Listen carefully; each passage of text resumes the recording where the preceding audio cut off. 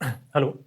Parkinson पे एक research हुई है, उसी रिसर्च को हमको देखना है। उससे पहले हम ये समझेंगे कि पार्किंसन बीमारी कैसे कैसे होती है। ठीक है, बहुत चर्चा में रहता है हमेशा पार्किंसन, क्योंकि ये बहुत ज़्यादा बुजुर्गों में फैल भी रहा है। बुजुर्गों में ही नहीं, हम देखेंगे कि पार्किंसन कैसे होता है, कब होता है, ये सारी चीज़ें और रिसर्च के बारे में बात करेंगे। तो पार्किंसन के बारे में द लैंसेट में कुछ छपा है, मतलब कुछ रिसर्च आया। तो ये है सोर्स। आप चाहे तो ये पीडीएफ भी डाउनलोड करके आप पूरा का पूरा रिपोर्ट पढ़ सकते हैं। मैंने पढ़ लिया है, मैं आपको बता दूंगा क्या क्या रिसर्च हुआ है, लेकिन आप भी अपने स्तर पर अगर एक बार पढ़ना चाहें तो ज़्यादा बेहतर होगा। ठीक है, कहाँ इसको फंडिंग किसने की है? इस रिसर्च को फंडिंग करने वाले हैं Cambridge centre for Parkinson plus cure Parkinson Parkinson और national institute for the health research biomedical research centre. इसने इसको फंड किया इस रिसर्च को। ठीक है, ये द लैंसेट न्यूरोलॉजी। मैं सोर्स जो है डिस्क्रिप्शन में फुल स्टडी लिंक के नाम से मैं दे भी दूंगा, आपको पढ़ना होगा तो आप पढ़ लीजिएगा उसको। तो बात करेंगे कि पार्किंसन रोग क्या है। ध्यान देंगे, देखिए पार्किंसन रोग जो है एक ब्रेन डिजीज है। अभी तो मैं ब्रेन डिजीज बोल रहा हूँ, लेकिन अभी आगे मैं ये भी बोलूंगा कि ये इम्यून सिस्टम से भी जुड़ा है, जो कि मेन रिसर्च उसी से जुड़ा हुआ है। तो आपको सुनने में तो लग रहा होगा, लेकिन अभी तक जो हुआ है, अभी तक ये पता चला है कि ये पूरी तरीके से ब्रेन डिजीज है, पार्किंसन।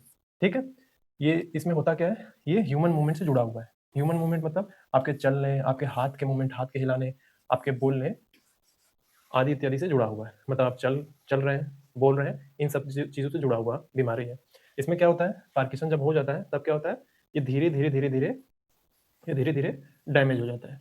ठीक है, तो जब पार्किंसन होता है तो ये जो है ह्यूमन मूवमेंट जो है धीरे धीरे डैमेज हो जाता है, यानी आपके चलने, बोलने, आपके हाथ मूवमेंट ये सब धीरे धीरे नहीं हो पाते, मतलब धीरे धीरे स्लो हो जाता है। सबसे इंपॉर्टेंट बात क्या है इसमें, देखिए ये ध्यान देने वाली बात ये है कि पार्किंसन कोई इन्फेक्शन नहीं है। ठीक है, कोई पागलपन नहीं है, बल्कि ये प्रोग्रेसिव डिजीज है। प्रोग्रेसिव डिजीज का मतलब ये है कि धीरे धीरे बढ़ता है, मतलब जैसे जैसे आपकी उम्र बढ़ती जाएगी तो ये धीरे धीरे बढ़ती जाएगी। बहुत सारे फैक्टर हैं कि उम्र बढ़ने के साथ ये पार्किंसन रोग आता है। ये जो एजिंग वाला फैक्टर है वो मेन फैक्टर है, लेकिन और भी सारे फैक्टर्स हैं। तो ये प्रोग्रेसिव डिजीज है, धीरे धीरे ये बढ़ता है उम्र के साथ। तो पार्किंसन में मेन प्रॉब्लम क्या है, देखिए पार्किंसन में क्या होता है, आपके हाथ कांपते हैं, बॉडी एकदम अकड़ी हुई महसूस होती है, फेस के एक्सप्रेशन जो है कम होने लगते हैं, आपकी आवाज़ जो आप बोलते हैं वो, जब ये प्रोग्रेसिव डिजीज है तो धीरे धीरे धीरे आपकी आवाज़ भी कम होने लगती है। ठीक है, तो ये सारी चीज़ें जो दिख रही हैं, हाथ का कांपना, बॉडी अकड़ना, फेस एक्सप्रेशन, वॉइस कम होना, ये सारी चीज़ें मूवमेंट रिलेटेड प्रॉब्लम्स हैं, सारी चीज़ें। तो आप देख ही पा रहे होंगे कि पार्किंसन में हो क्या रहा है। जो मेन फंक्शन डेली लाइफ में आपका मेन फंक्शन है, चलना फिरना बोलना, यही सब खत्म हो जाएगा तो फिर आदमी आदमी कैसे रहेगा। तो मेन क्वेश्चन क्या है इसमें कि पार्किंसन होता कैसे है। ठीक है, तो इसका सीधा सा आंसर है लैक ऑफ डोपामाइन केमिकल, यानी डोपामाइन केमिकल की कमी से होता है। ठीक है, अब सवाल ये आ जाएगा कि डोपामाइन क्या है, फिर ये बता दो। ठीक है, तो आगे देखिए डोपामाइन क्या है, एक एग्जांपल से आराम से समझेंगे। देखिए एग्जांपल के लिए, ये हम है ह्यूमन बॉडी, पूरा का पूरा ह्यूमन बॉडी। ठीक है, अब ह्यूमन बॉडी को मान लीजिए एक फैक्ट्री। ठीक है, तो फैक्ट्री में कौन होगा, बॉस होगा। ठीक है, तो ह्यूमन बॉडी में ब्रेन होता है, तो वो ब्रेन ह्यूमन बॉडी में बॉस होगा। बॉडी पार्ट्स क्या होंगे आपके, हाथ पैर ये सब वर्कर्स होंगे। डोपामाइन क्या होगा, वहाँ का मैनेजर होगा, यानी सिग्नल सिस्टम वाला हिस्सा होगा। ह्यूमन बॉडी है, ब्रेन है, हाथ पैर है। ठीक है, हमारा पूरी बॉडी फैक्ट्री है, ब्रेन बॉस है, हाथ पैर वर्कर्स है, और वो जो केमिकल निकल रहा है डोपामाइन, वो मैनेजर है, मैनेज करने वाला। तो जैसे बॉस क्या बोलेगा, यानी ब्रेन क्या बोलेगा कि हाथ उठाओ, हाथ उठाओ, तब क्या डोपामाइन क्या सिग्नल करेगा कि हाथ उठाओ, तो हम तुरंत करके हाथ उठाएंगे। तो डोपामाइन सिग्नल भेजेगा कि हाथ उठाओ। बॉस ने ऑर्डर दिया, डोपामाइन ने सिग्नल रिसीव करके तुरंत भेजा कि हाथ उठाओ, तो हम तुरंत हाथ उठाएंगे। ठीक है, जैसे मैं अभी कर रहा हूँ तो ये सिग्नल मिल रहा है, यानी हमारे। ठीक, सवाल ये है कि जब डोपामाइन अच्छी कंडीशन में होता है तो हमारी जो मूवमेंट है वो स्मूथ होती है, यानी चलना फिरना बोलना ये सारी मूवमेंट एकदम अच्छे से हो रही होती है, जब डोपामाइन गुड कंडीशन में होता है। जब इसका डोपामाइन की कमी हो जाती है बॉडी में, तब क्या होता है, मूवमेंट स्मूथ नहीं रहता है एकदम, वही सारी चीज़ें प्रॉब्लम शुरू होती है। ठीक है, अकड़ना चलना बोलना ये सब प्रॉब्लम क्रिएट होता है। देखिए अब सवाल ये है कि डोपामाइन बनता कहाँ है। ठीक है, तो इसका सीधा सा जवाब ये है कि ब्रेन का एक हिस्सा है सब्सटांसिया नाइग्रा। ठीक है, सब्सटांसिया नाइग्रा। तो सब्सटांसिया नाइग्रा का काम क्या है, इसका काम है डोपामाइन बनाना। सब्सटांसिया नाइग्रा ब्रेन के किस हिस्से में, वो देख लीजिए पहले, नहीं तो भूल जाऊंगा बाद में।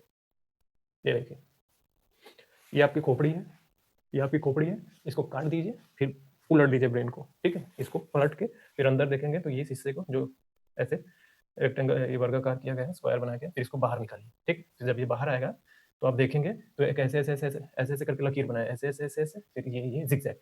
तो ये है सब्सटेंशिया नाइग्रा। ठीक है, दोनों में ही ऊपर नीचे दिख रहा होगा सब्सटेंशिया नाइग्रा, तो यही है सब्सटेंशिया नाइग्रा। तो इसी का काम है डोपामाइन बनाना, ठीक है। तो पार्किंसन में प्रॉब्लम क्या है, देखिए पार्किंसन में प्रॉब्लम क्या होती है। सब्सटेंशिया नाइग्रा के जो सेल्स होते हैं वो डैमेज हो जाते हैं। अब सवाल ये है कि सेल्स डैमेज हो जाते हैं का मतलब, देखिए सेल डैमेज होने का मतलब है ये वो सेल है जो डोपामाइन बनाते हैं, ठीक है। तो जो सब्सटेंशिया नाइग्रा के सेल है वही डैमेज हो जाएंगे, तो फिर डोपामाइन कैसे बनेगा। तो ये होता है पार्किंसन में, पार्किंसन, ठीक है। तो ये क्या होता है कि धीरे धीरे डोपामाइन कम हो जाता है, सेल डैमेज होंगे, डोपामाइन नहीं बनेगा, धीरे धीरे धीरे डोपामाइन जो आपकी बॉडी में खत्म होने लगेंगे, फिर देन आपका ब्रेन का मूवमेंट कंट्रोल सिस्टम है वो कोलैप्स कर जाएगा। सीधी सी बात है, डोपामाइन है ही नहीं, जिस चीज़ से चलना है फ्यूल, जो फ्यूल चाहिए वो फ्यूल है ही नहीं, तो धीरे धीरे सिस्टम कोलैप्स करने लगेगा, ठीक है। एग्जाम्पल के लिए मान लीजिए 1 2 3 4 बहुत सारे ऐसे टावर्स है, मोबाइल के टावर है, ठीक है। अब मान लीजिए कि एक एक करके ये टावर खत्म होने लगे, मतलब खराब होने लगे, ये गया ये गया ये गया ये गया, तो क्या होगा कि नेटवर्क स्लो होने लगेंगे, पहले एक जाएगा फिर दूसरा जाएगा फिर तीसरा जाएगा, तो नेटवर्क धीरे धीरे स्लो होगा, फिर ठीक है, फिर धीरे धीरे क्या होगा कॉल कट होने लगेंगे, जब पूरा ही खत्म हो जाएगा तो सिग्नल ही फेल हो जाएगा पूरी तरीके से, ठीक है। तो सवाल ये है कि डोपामाइन का जो सिग्नल है वो जाता कहाँ है, तो डोपामाइन कहाँ जाता है, ब्रेन के मूवमेंट कंट्रोल एरिया में, सीधी सी बात है, अभी जो पीछे बताया कि मूवमेंट कंट्रोल सिस्टम ही फेल हो जाएगा, तो जाएगा वहीं, तो मूवमेंट कंट्रोल सिस्टम में जाता है। तो मूवमेंट कंट्रोल सिस्टम कहाँ है, इसका सवाल दिमाग में बनना चाहिए कि मूवमेंट कंट्रोल सिस्टम क्या है, वो है बेसल गैंग्लिया। अब ये भी दिखा देता हूँ कहाँ है, ग्रीन वाला देख रहा है, ग्रीन वाला ये पूरा, ये है बेसल गैंग्लिया, ठीक है। ब्रेन का movement control system basal ganglia, ये करता क्या है, ये डिसाइड करता है कि आप कब चलेंगे, कितना चलेंगे और कितनी तेजी से चलेंगे, ठीक है, और आप कब रुक जाएंगे, ये सारी चीजें डिसाइड करता है। जब यही कोलैप्स कर जाएगा तो फिर क्या होगा, तो डिसाइड ही नहीं हो पाएगा क्या चलना कब है, कब क्या बोलना है, ठीक है। तो सीधा सा बात यह है कि पार्किंसन होता क्या है, आपके दिमाग में आ जाएगा, अब इतना तो समझ में आ गया कि पार्किंसन क्या है क्या नहीं है। तो उसमें क्या है कि पार्किंसन किस किस फैक्टर से होता है, ठीक है। तो ये बोला जाएगा कि कोई एक फैक्टर नहीं है, ठीक है, कोई एग्जैक्ट एक फैक्टर नहीं है, लेकिन एज को मेन फैक्टर माना जाता है, एज को, खासकर 60 साल से ज़्यादा लोगों में पार्किंसन होने का जो रिस्क है वो ज़्यादा पाया जाता है, ठीक है। जेनेटिक कारण भी होते हैं कुछ केसेस में, इन्वायरमेंटल फैक्टर भी होते हैं, इन्वायरमेंट के फैक्टर जैसे पेस्टिसाइड का बहुत ज़्यादा इस्तेमाल कर रहे हैं, पॉल्यूशन बहुत ज़्यादा है, केमिकल वाला चीज़ें बहुत इस्तेमाल कर रहे हैं, तो आप देखेंगे पेस्टिसाइड वाले जो खासकर जो फार्मिंग एरिया है उसमें ये बहुत ज़्यादा पाया जाता है, पार्किंसन बहुत ज़्यादा देखा गया, बहुत ज़्यादा वल्नरेबल एरिया है पेस्टिसाइड। और अभी आप देख रहे होंगे दिल्ली में जो है प्रोटेस्ट बहुत ज़्यादा हो रहा है पॉल्यूशन की वजह कारण, तो जो जानकार लोग होंगे उन्हें पता होगा कि पॉल्यूशन से क्या क्या हो सकता है, पॉल्यूशन के फैक्टर है पार्किंसन बढ़ाने में, ठीक है। तो और चौथा फैक्टर क्या है, इम्यून सिस्टम, जो भी नया पता चला है ना, इम्यून सिस्टम का भी रोल है, ये नया एंगल है पूरा पूरा, कि इम्यून सिस्टम जो है ओवर एक्टिव हो जाए, और ओवर एक्टिव होने का मतलब ये है कि आपका जो डोपामाइन ऑर्गन है उसी को डैमेज कर दे, यानी जो डोपामाइन बनाने का काम कर रहा है उसी ऑर्गन पे जाकर अटैक कर दे, तो दिक्कत होगा। तो रिसर्च का जो मेन होता है, देखिए रिसर्च इसी पे हुआ है, जो मैं अगला आगे का रिसर्च बताऊंगा ना, इसी एंगल पे बात होने वाली है। अभी तो मैं पार्किंसन बता रहा हूँ क्या है, ये इसी एंगल पे हमको समझना होगा, रिसर्च इसी एंगल को लिया गया साइंटिस्ट ने। तो पार्किंसन का रिलेशन हम केवल ये नहीं कहेंगे कि आपके केवल मूवमेंट वाले चीज़ों से भी जुड़ा हुआ है। इससे क्या होता है, अगर डोपामाइन कम होता है तो आपका मूड, आपकी स्लीप, आपका मोटिवेशन, यानी मोटिवेशन मतलब जो आपको बहुत जुझारू बनाने के लिए आता है, ये कर देंगे वो कर देंगे, वो सब मेमोरी, ठीक है, इन सब से जुड़ा हुआ है, ये सब तय करता है। इसीलिए जो है अगर वो सब गड़बड़ हुआ तो क्या होगा, डिप्रेशन होगा, इंसोम्निया यानी नींद की दिक्कत होगी, कॉन्स्टिपेशन होगा, ये सब होगा, ठीक है। तो आज की जो दवाइयाँ हैं वो केवल जो आपके सिम्टम्स है, पार्किंसन के जो सिम्टम्स होते हैं ना, उनका इलाज करती है, ठीक है। आज की जो मेडिसिन बनाई जा रही है केवल और केवल पार्किंसन के सिम्टम्स पे अटैक कर रही है, मेन फैक्टर जो पता करके कि इस वजह से हो रही है उस पर हिट नहीं कर रही, ठीक है। इसीलिए जो ये मेडिसिन जो दी जाती है वो बाहर से डोपामाइन सप्लाई करती है। एग्जाम्पल के लिए ये लिवोडोपा लिवोडोपा ये एक मेडिसिन है, ये इस्तेमाल होती है लिविडोपा। मेडिसिन बता रहा हूँ इसका मतलब ये नहीं कि जाकर खरीद लेना है, ये केवल यूट्यूब वीडियो देख के मैं बस रिसर्च बता रहा हूँ, ठीक है? खरीदना नहीं है, डॉक्टर से, सर्टिफाइड डॉक्टर से मिलना है आपको अगर कोई दिक्कत होता है। तो लीवोडोपा एक मेडिसिन है जो बाहर से सप्लाई करती है, ठीक है? इसलिए ये जो बीमारियां हैं ये बीमारी को कंट्रोल नहीं कर रही है, मतलब पार्किंसन का जो बीमारी है उसको कंट्रोल नहीं कर रही है। वो हो जाने के बाद जो सिम्टम्स आ रहे हैं ना, वो केवल सिम्टम्स पे अटैक करके उनको ठीक कर रही है, ठीक है? तो मेन बीमारी ठीक नहीं हो रही, इसीलिए डॉक्टर्स ने बहुत ज़्यादा रिसर्च की है, तो साइंटिस्ट ने, अब उस रिसर्च पे हम जा रहे हैं बात करने, ठीक है? अभी इतना आपको समझ में आ गया होगा पार्किंसन में, पार्किंसन बता रहा था कि पार्किंसन कैसे होता है, कब होता है, किसी से जुड़ा हुआ है, सब कुछ। अभी आपको समझ में आ गया होगा कि पार्किंसन क्या है। अब मैं बात करने जा रहा हूँ रिसर्च पे, तो उस पर ध्यान देंगे। तो देखिए रिसर्च में क्या है, ये देखा गया, रिसर्च का पूरा टॉपिक यही है, पार्किंसन और इम्यून सिस्टम का रिलेशन, ठीक है? ये रिसर्च था इनका पूरा टॉपिक, इनको समझना था ये सारी चीज़ें। एग्जाम्पल के लिए देखिए हुआ क्या था कि एक रमेश नाम का आदमी था जो 60 साल से ज़्यादा की उम्र का था, ठीक है? उसने अपना पार्किंसन डायग्नोज कराया। तो पार्किंसन डायग्नोज कराने का मतलब है उसका मूवमेंट सिस्टम, जैसे हाथ हिलाना, चलना फिरना, बॉडी का अकड़न, ये सारी चीज़ें प्रॉब्लम, इन सब में प्रॉब्लम थी, ठीक है? मूवमेंट के दौरान डायग्नोज के दौरान पता किया गया। तो जो डॉक्टर्स हैं वो इनके सिम्टम्स को ठीक करा उन्होंने, केवल और केवल सिम्टम्स को। डॉक्टर के पास अभी ऐसी कोई दवाई नहीं है जो डिजीज को स्लो कर दे, मतलब पार्किंसन की डिजीज को स्लो कर दे, वो केवल और केवल सिम्टम्स को टारगेट करते हैं। रमेश नाम का आदमी आया, उसने अपना पार्किंसन डायग्नोज कराया, फिर और मूवमेंट सिस्टम, पार्किंसन डायग्नोज का सीधा सा मतलब है मूवमेंट से जुड़ा हुआ मामला, जैसे हाथ पैर ये सारी चीज़ें चेक कराएगी कैसे कैसे काम कर रहा है, ठीक है? प्रॉब्लम तो नहीं है, ठीक है? उस प्रॉब्लम जब नजर आई तो उन्होंने सिम्टम्स को टारगेट किया, उन्होंने उसके अकॉर्डिंग दवा दिया। लेकिन आज तक अभी तक पार्किंसन के लिए कोई ऐसी दवाई नहीं बनी कि जो डिजीज को स्लो कर दे, ठीक है? तो साइंटिस्ट ने एक बात नोटिस की, एक नई बात नोटिस की कि पार्किंसन कोई एक ब्रेन की बीमारी नहीं है, ठीक है? ये कोई केवल ब्रेन से जुड़ा हुआ मामला नहीं है, बल्कि इम्यून सिस्टम से भी जुड़ा हुआ मामला है। एक नई बात उन्होंने, साइंटिस्ट ने नोटिस करी। तो रिसर्च का मेन पॉइंट हमको समझना है। देखिए इस रिसर्च में एक ही चीज टेस्ट की जा रही थी, क्या? कि इम्यून सिस्टम को दबाने वाली मेडिसिन एजाथियोप्रिन, ये मेडिसिन का नाम याद रखेंगे, ये इम्यून सिस्टम को सप्रेस करने वाली दवाई है, ठीक है? तो मेन पॉइंट क्या था कि इम्यून सिस्टम को दबाने वाली दवाई एजाथियोप्रिन पार्किंसन डिजीज के प्रोग्रेस को स्लो कर सकती है कि नहीं, ये था मेन मुद्दा। और नोट करने वाली बात यह है कि जो ये स्टडी हुई है इसी सवाल के अराउंड घूमेगी, इसी सवाल के अराउंड घूमना है। तो इस रिसर्च का जो सवाल है कि क्या एजियाथियोप्रिन पार्किंसन रोग डिजीज को स्लो कर सकती है कि नहीं, ये सवाल जो है, ये जो स्टडी है, ये जो सवाल है, इसी के अराउंड घूमना है पूरा का पूरा, तो ध्यान देंगे। एग्जाम्पल के लिए मान लीजिए एक घर है, ठीक है? एक घर है और पार्किंसन एक धीमी आग है, एक स्लो फायर है, ठीक है? जो इस घर में लग रही है। तो ये फायर जो है आपके ब्रेन के न्यूरॉन्स को डैमेज करेगी। इस घर को अपना ब्रेन मान लीजिए, एग्जाम्पल के लिए इसको अपना ब्रेन मान लीजिए, ठीक है? अब पार्किंसन जो है स्लो फायर है, ठीक है? अब वो क्या करेगा, ये स्लो फायर धीरे धीरे आपके ब्रेन के न्यूरॉन्स को डैमेज करेगा, ठीक है? और यहाँ पे फायर ब्रिगेड, जब आग लगती है घरों में तो फायर ब्रिगेड आता है, वैसे ही जब ब्रेन में या बॉडी के किसी हिस्से में प्रॉब्लम होती है तो फायर ब्रिगेड के रूप में हमारा इम्यून सिस्टम आता है, ठीक है? तो यहाँ पे फायर ब्रिगेड को इम्यून सिस्टम समझेंगे। तो प्रॉब्लम क्या है, देखिए प्रॉब्लम ये है कि फायर ब्रिगेड अगर आता है, जैसे इम्यून सिस्टम आया आपके ब्रेन या बॉडी में किसी हिस्से में ज़्यादा प्रॉब्लम है, अगर वो इम्यून सिस्टम आपके आपके ही ऑर्गन को डैमेज कर दे तो प्रॉब्लम होगी। जैसे कि फायर ब्रिगेड आए, बहुत ज़्यादा पानी, जितना ज़रूरत था आग बुझाने के लिए उससे ज़्यादा पानी डाल दिया और बहुत ज़्यादा तेज प्रेशर में डाल दिया, तो क्या होगा, घर डैमेज हो जाएगा आपका पूरा का पूरा। वैसे ही इम्यून सिस्टम अगर ज़रूरत से ज़्यादा ओवर एक्टिव हो जाएगा तो आपके ही ऑर्गन को डैमेज कर देगा, ठीक है? तो साइंटिस्ट ने ये सोचा कि क्या हम फायर ब्रिगेड यानी इम्यून सिस्टम को कंट्रोल करके घर को बचा सकते हैं, यानी आपके ब्रेन यानी पार्किंसन के रोग जो डिसीज है उसको स्लो कर सकते हैं, ये साइंटिस्ट ने सोचा, ठीक है? और इसी सोच से ये टेस्ट, जो ये स्टडी है, शुरू हुई।